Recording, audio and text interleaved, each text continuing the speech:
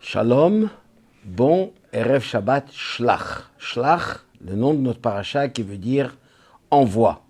C'est Dieu qui dit à Moshe, choisis d'envoyer, si tu veux, des explorateurs. Moshe Rabbeinu choisit 12 chefs des tribus, des princes d'Israël, pour explorer, pour inspecter, pour regarder, pour faire connaissance, pour voir où les avantages et la faiblesse de ce pays, pour pouvoir rentrer plus facilement. 10 de ces 12 sont contre, reviennent, parlent du mal et ils sont éliminés. Les seuls qui sont restés fidèles à Moshe Rabbeinu, 2, Yoshua et Kalev. Et encore, Yoshua, il a pu résister à la tentation de tomber dans le projet des explorateurs parce que Moshe Rabbeinu a prié pour lui. Il lui a changé même son nom, il lui a rajouté une lettre, que Dieu te protège. Et Kalev, en arrivant, lui-même, en arrivant en Israël, bien sûr, il va d'abord à Hebron, sur la tombe des patriarches, Abraham, Yitzhak, Yaakov, et les matriarches, Sarah, Rivka, Rachel, Léa, pour implorer, prier Hachem pour qu'il le protège et qu'il le sauve des Miraglim. Étonnant. Un, c'est Dieu, c'est Moshe qui intervient pour lui, l'autre, c'est lui-même. Quand ils reviennent, on voit la même chose. Une grande différence entre, d'abord, Yoshua et Kalev parlent au peuple, on ne les écoute pas. Presque, Baïrgimou, on voulait les carrément lapider, jeter des pierres, les faire éliminer.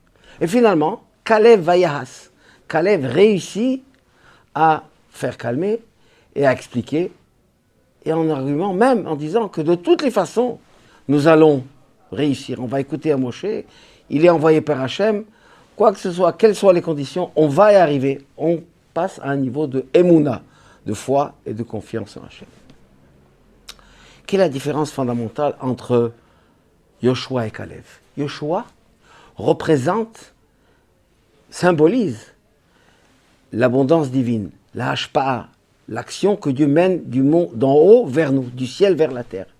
Ça s'appelle milmala lemata, du haut vers le bas, vers nous. Donc, Moshe Rabbeinu prie pour lui, et il reçoit ce qu'on lui donne d'en haut. Kalev représente le travail du bas, de l'homme. L'homme qui travaille, qui prie, qui fait des efforts, qui change, qui transforme les choses, il va lui-même.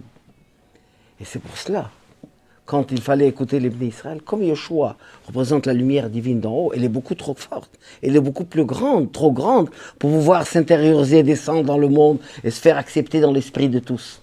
C'est pour ça que ça n'a pas été convaincant. Kalev, lui, représente le monde qui s'est transformé, de ce monde-là où il a élevé le monde vers Hachem. Alors là, les gens l'ont écouté.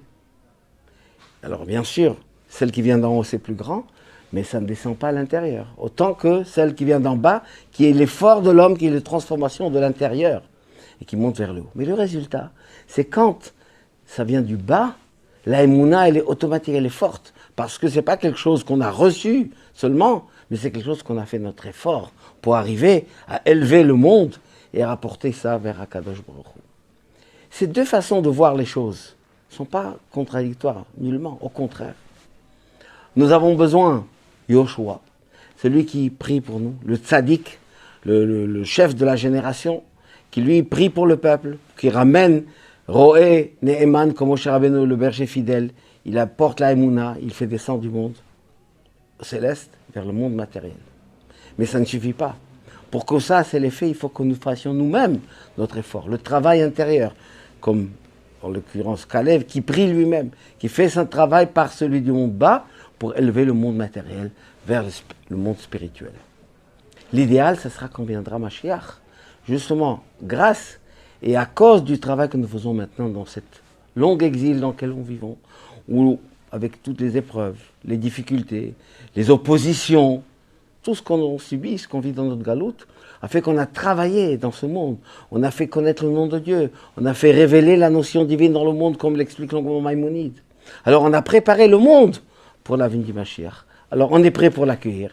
Prions, agissons, que ça soit très très prochainement de nos jours. Amen. Shabbat Shalom ou Mevorach.